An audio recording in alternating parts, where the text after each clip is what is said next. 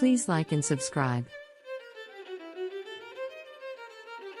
Once upon a time, in a faraway kingdom, there lived a young prince named Alexander.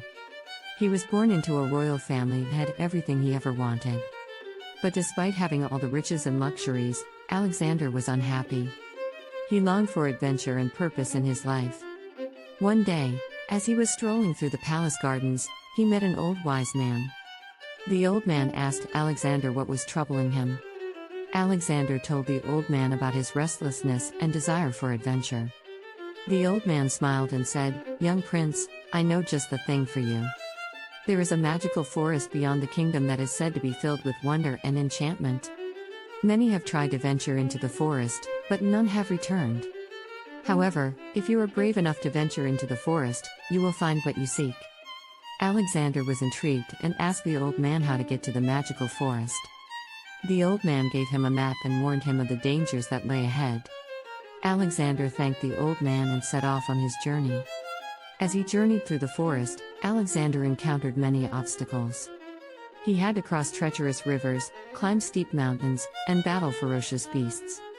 But he was determined to find what he was looking for. After many days of travel, Alexander finally stumbled upon a clearing in the forest. In the center of the clearing was a magnificent tree, with golden leaves and silver bark. Alexander knew that this was what he had been searching for. As he approached the tree, he heard a voice call out to him. "Who dares to approach the tree of wonder and enchantment?" Alexander replied that he was a prince seeking adventure and purpose. The voice spoke again. "If you seek adventure and purpose, you must climb to the top of the tree and touch the golden fruit that grows there. But beware, the journey is perilous and many have failed." Alexander knew that this was his chance. He began to climb the tree, but soon realized that the journey was much harder than he had anticipated. The branches were thin and slippery, and the wind was fierce.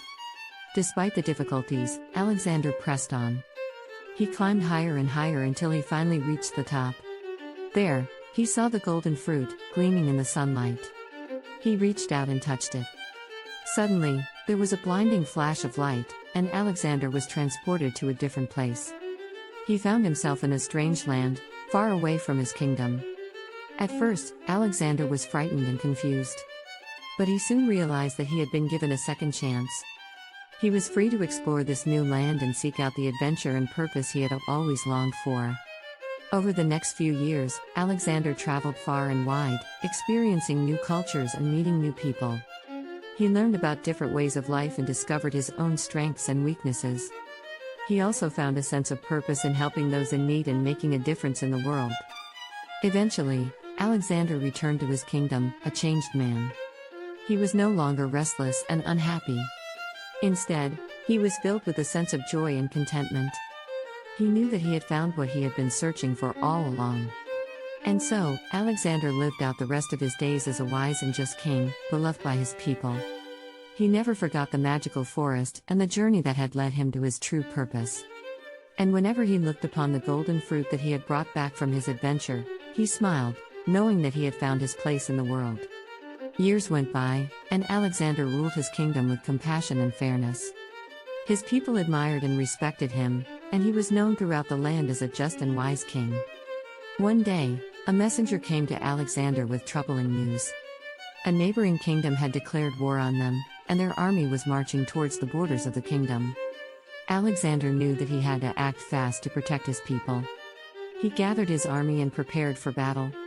But as he was reviewing his troops, he noticed something strange. There was a group of soldiers who were different from the rest. They were dressed in simple clothing and had no armor or weapons.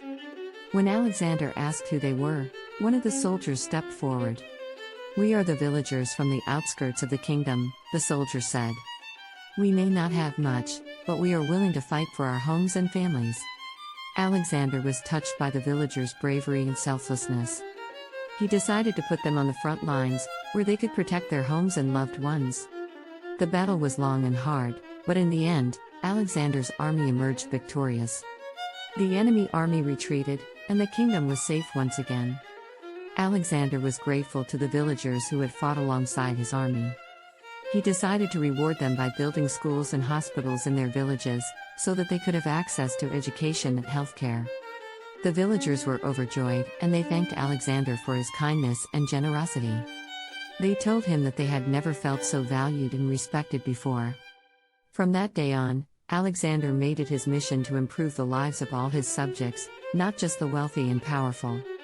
He built more schools and hospitals, and he made sure that everyone had access to food, shelter, and basic necessities. Under his leadership, the kingdom prospered, and the people lived in peace and harmony. And whenever anyone asked him how he had become such a wise and just king, Alexander would smile and tell them the story of his journey to the magical forest, and how it had led him to his true purpose in life. Thank you for watching. Please subscribe.